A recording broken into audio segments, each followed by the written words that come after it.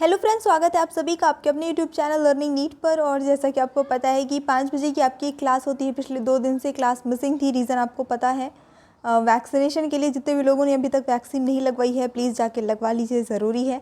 थोड़ी तकलीफ़ होती है 1-2 दिन, लेकिन उस ज़रूरी है। खैर, आज हम अपनी क्लास जो है वो रिज्यूम कर रहे हैं। यहाँ पे कुछ सेलेक्टेड प्रश्न देखेंगे जो कि जीके जीएस से रहेंगे और ईवीएस से, मतलब कंबाइंड रहते हैं क्वेश्चंस।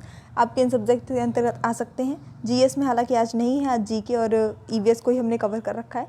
चलिए स्टार्ट करेंगे सेशन। और लास्ट में एक प्रश्न रहेगा जो हमारी पिछली क्लास से रहेगा, उसका उत्तर आपको कमेंट सेक्शन में देना है। पहला प्रश्न आपका हो जाता है बहुत ही आसान से कठिन की ओर हम चलेंगे। हिंदी के पश्चात कौन सी भाषा भारत में सबसे अधिक बोली जाती है? उर्दू, बांग्ला, तेलुगु, तमिल। कौन सी भाषा सबसे अधिक बोली जाती है हिंदी के पश्चात? सबसे ज़्यादा हिंदी के बाद जिसका नंबर आता है वो बताना है। तो यहाँ पे आपका ऑप्शन नंबर बी सही हो जाता है, बांग्ला बोली जाती है। बांग्लादेश में गंगा नदी को पुकारा जाता है किस नाम से? मेघना, पद्मा, भागीरथी, महागंगा। गंगा नदी को देखिए, एक ही नदी, उसको अलग अलग जगह अलग अलग नाम से बोलते हैं। तो यही गंगा नदी जब बांग्लादेश में पहुंचती है तो उसका नाम क्या हो जाता है? पद्मा हो जाता है। ऑप्शन नंबर बी सही हो जाता है। सुंदरबन डेल्टा का निर्माण करने वाली नदियां हैं इनमें से कौन कौन? गंगा ब्रह्मपुत्र, गंगा झेलम, सिंधु और झेलम, या फिर गंगा और यमुना। यानी कि किन किन नदियों से मिलकर सुंदरबन डेल्टा का निर्माण होता है? उत्तर सही होता है आपका ऑप्शन नंबर 1, गंगा और ब्रह्मपुत्र। जितने भी लोगों ने गेस किया था सही है और बहुत प्रसिद्ध है। ठीक है। मंदाकिनी नदी किस जल प्रवाह अथवा मुख्य नदी से संबंधित है? अलकनंदा, भागीरथी, यमुना, धौलीगंगा। मंदाकिनी नदी कौन से जल प्रवाह या फिर कह सकते हैं कि मुख्य नदी से संबंधित है? तो वो संबंधित है बिल्कुल ऑप्शन नंबर ए हो जाएगा, अलकनंदा से। निम्न में से किस स्थान पर अलकनंदा तथा भागीरथी का संगम होता है? विष्णुप्रयाग, कर्णप्रयाग, रुद्रप्रयाग, या फिर देवप्रयाग। देखिए, वीडियो हमारा छोटा सा रहता है, एक निश्चित समय पर आता है, लेकिन क्वेश्चंस आपके लिए रिवीजन के लिए पर्याप्त अच्छे रहते हैं, तो इसलिए थोड़ा सा सपोर्ट ज़रूर कीजिएगा। तो यहाँ पे जो सही उत्तर हो जाता है आपका इस प्रश्न के लिए वो होता है आपका ऑप्शन नंबर डी, देवप्रयाग। अगला प्रश्न देख लेंगे। निम्नलिखित में से किस नदी के तट पर बद्रीनाथ का प्रसिद्ध मंदिर स्थित है? अलकनंदा, भागीरथी, मंदाकिनी, या फिर गंगा। बद्रीनाथ का प्रसिद्ध मंदिर कई लोगों ने दर्शन भी किया होगा, तो सही उत्तर हो जाता है Alaknanda, option number A. Yamuna नदी का उद्गम स्थान है क्या? चौखंबा, बंदरपूंछ, नंदा देवी, या फिर नीलकंठ। अच्छा प्रश्न है, और इसी के साथ एक आपको एक्टिविटी भी आज मैं देने वाली हूँ, क्योंकि इसका जो उत्तर है वो होता है बंदरपूंछ। अब नाम सुन के ही बड़ा लगता है ना, इसके बारे में जानने की जिज्ञासा होती है, तो सभी को करना है गूगल, और जितना उत्तर आप दे सकते हैं बंदरपूंछ क्या है, कहाँ है, जिसके बारे में वो कमेंट सेक्शन में जाके आपको बताना है। निश्चित रूप से थोड़ी आपको लगेगा कि मेहनत वाला काम है, लेकिन जब एक बार आप ये लिखते हैं ना कोई चीज़ कमेंट में जाके, अपने हाथों से टाइप करते हैं या खुद पढ़ते हैं उसको, फिर उसके बारे में लिखते हैं, तो वो ज्ञान आपका परमानेंट हो ही जाता है। भागीरथी नदी निकलती है कहाँ से? गंगोत्री, तपोवन, गोमुख, विष्णुप्रयाग। नदियों का एक प्रॉपर चैप्टर है आपकी ईवीएस में, तो यहाँ पे सही उत्तर हो जाता है इस प्रश्न के लिए गोमुख। अगला प्रश्न देखेंगे, वो स्थान जहाँ से निकलती है उसे गोमुख कहते हैं। भारत की सबसे लंबी नदी है कौन सी? ब्रह्मपुत्र, गंगा, गोदावरी, या फिर सिंधु।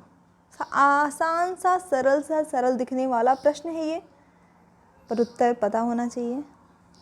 भारत की सबसे लंबी नदी, तो देखिए जब भी इस प्रश्न का ये प्रश्न आता है तो हमारे दिमाग में आता है कि सबसे लंबी नदी तो जो है वो इंडस हो जाती है, ब्रह्मपुत्र हो जाता है ना, जो कि गंगा से भी लंबी है। लेकिन एक्चुअली गंगा इसका सही उत्तर हम इसलिए लगाते हैं हमेशा, क्योंकि भारत की अगर हम बात करते थे, हमारा जो भी भारत है, ठीक है, मुझसे मैप बनाते नहीं आता है फिलहाल, जो भी भारत है, तो गंगा अगर हम बात करते हैं कि भारत के अंदर सबसे ज़्यादा एरिया कवर करने वाली नदी है तो वो गंगा है।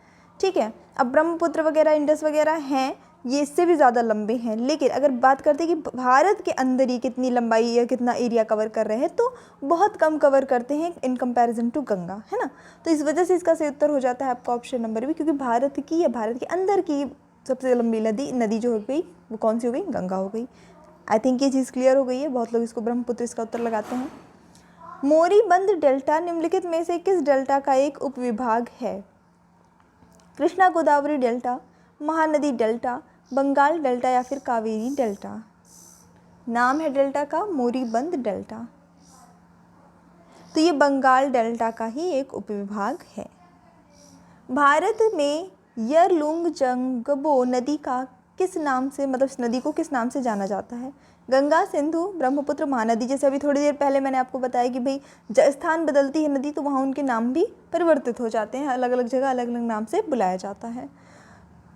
तो इस नदी को भारत में ब्रह्मपुत्र के नाम से हम जानते हैं। अभी पिछले क्वेश्चन में भी हमने डिस्कस किया था थोड़ा इसके बारे में।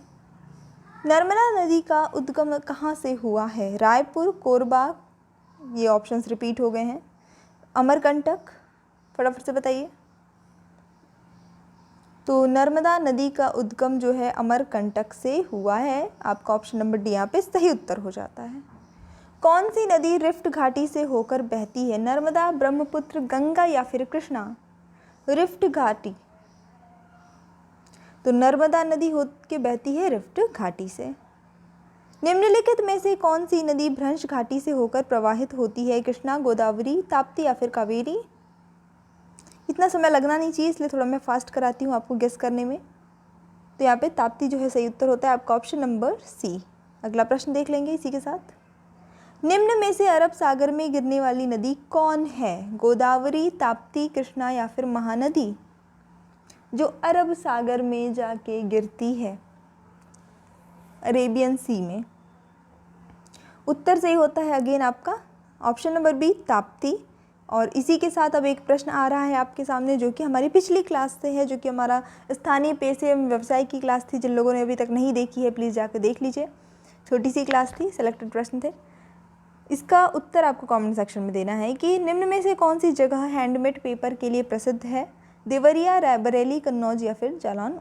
कमेंट सेक्शन में जाइए, उत्तर दीजिए। साथ ही साथ अभी तक मैंने आपको वीडियो को लाइक, शेयर वगैरह करने के लिए नहीं कहा है तो प्लीज़ कर दीजिए, और चैनल पर न्यू है तो सब्सक्राइब करके सपोर्ट कीजिए। So thanks for watching, keep studying and bye bye.